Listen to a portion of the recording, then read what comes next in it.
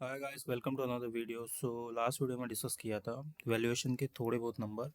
हम JP Morgan का financial model यहाँ देख रहे हैं और इन्वेस्टमेंट बैंकिंग और बाकी एसेट मैनेजमेंट कंपनीज के फाइनेंशियल मॉडल कैसे काम करते हैं वो चीज़ हम यहाँ देखने वाले हैं। देन हम अभी देखेंगे कि पब्लिक कॉम्स आ गए आपके सारे के सारे, कैसे काम करता है वैल्यूएशन और किस तरह से आप वैल्यूएशन करते हो, and apart from that cost of equity, dividend discount model कैसे निकालोगे और क्या होते हैं। तो देखो, हमने लास्ट वीडियो में चेक करो तुम जाके कंपेरेबल कंपनी एनालिसिस देखा था, जिसमें हम कंपनीज निकालते हैं जो मेरा बिजनेस से रिलेटेड कंपनीज हैं, वो सारी कंपनीज में निकाला, उसको कंपेयर किया एंड उसी के बेसिस पे मैंने एक अंडरस्टैंडिंग बनाई कि यहाँ जाके मेरे को वैल्यूएशन करना है, प्लस इसी नंबर को मेरे को देखना है। ये चीज़ हमारी आ गई। अब नेक्स्ट चीज़ हम क्या देखने वाले हैं, नेक्स्ट चीज़ हम देखेंगे कि लेट्स से ये नंबर आ गया आपके पास, ठीक है। अब अगर ये नंबर ना होता कंपेरेबल कंपनीज का, तो मैं कंपनी के कैश के बेसिस पे फ्यूचर का वैल्यूएशन कैसे करता, कैसे बेसिकली फ्यूचर कंपनी वैल्यूएशन होती, तो ये चीज़ देखी जाती है। तो इस चीज़ को बोलते हैं डिविडेंड डिस्काउंट मॉडल। अब ये काम कैसे करता है, अब ये देखते हैं। जैसे आपकी नॉर्मलाइज इनकम होती है, जो आपका पैट होता है, वो चीज़ यहाँ देखी जाती है।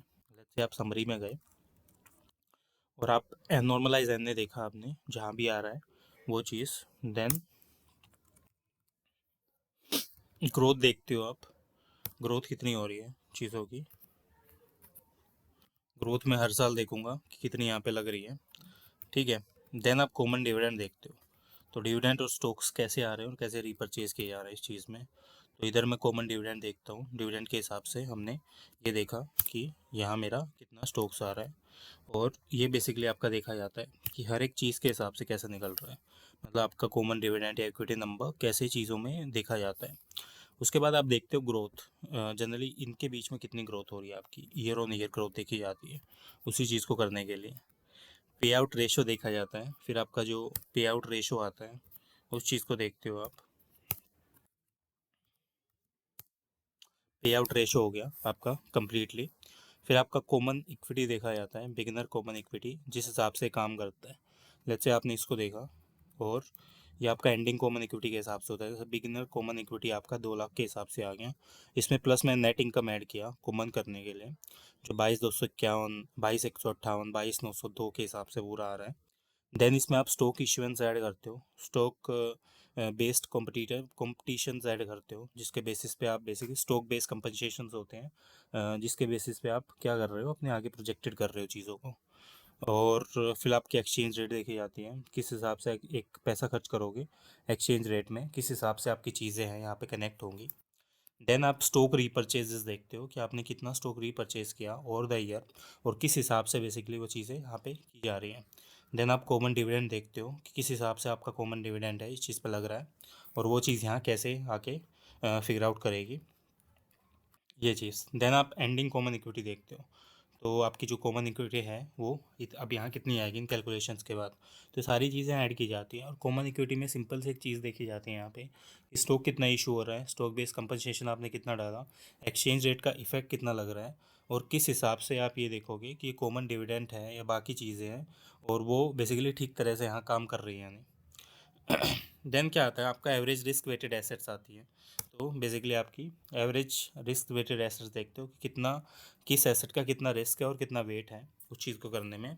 फिर आपकी ग्रोथ देखी जाती है, ईयर ऑन ईयर आपकी ग्रोथ कितनी हो रही है, और वो बेसिकली आपको कैसे फिगर आउट करेगी, किस हिसाब से बेनिफिशियल रहेगी आपके लिए। तो ये चीज़ आप देखते हो। देन आपका टीयर 1 कॉमन कैपिटल रेशो होता है। लेट्स से आपने ये दिखा कि टीयर 1 कैपिटल रेशो के हिसाब से आपने ये देखा कि कब तक ये रेशो बेसिकली आपका यहाँ काम करेगा और किस हिसाब से चीज़ें होंगी, तो वो चीज़ यहाँ देखी जाती है।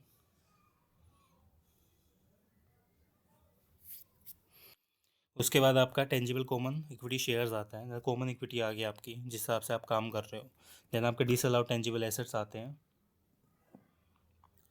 डिसअलाउड टेंजिबल एसेट्स आते हैं जो ये देखे जाते हैं कि बेसिकली आपने माइनस किया इसमें से, देन आपने अदर जस्ट ऐड की, फिर कॉमन इक्विटी शेयर आ गया आपका। तो ये जनरली आपका होता है डीडीएम। अब कॉस्ट ऑफ इक्विटी कैसे निकाली जाती है, देखो सिंपल सी बात है, कॉस्ट ऑफ इक्विटी क्या ही होती है। सबसे पहले आप 10 साल का ट्रेजरी बॉन्ड का रेट लेते हो कि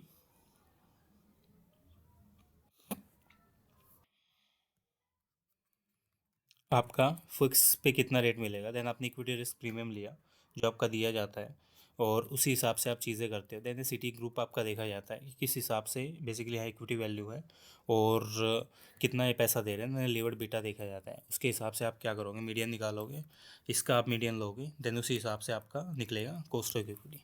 तो ये सिंपल सा कॉस्ट ऑफ इक्विटी होता है जिसमें आप देखा जाता है। तो आप अगर ये है, अगर आप ये देखते हो कि कब तक ये होगा, देन कब तक बेसिकली आपका डीडीएम यहाँ निकाला जाएगा, तो वैल्यूएशन सारा इसके मल्टीपल के बेसिस पे होता है। तो ये था एक सिंपल सा आपका इन्वेस्टर बैंकिंग का मॉडल। बाकी चीज़ों के लिए फॉलो करो और लाइक करो चैनल को। मिलते हैं नेक्स्ट वीडियो में।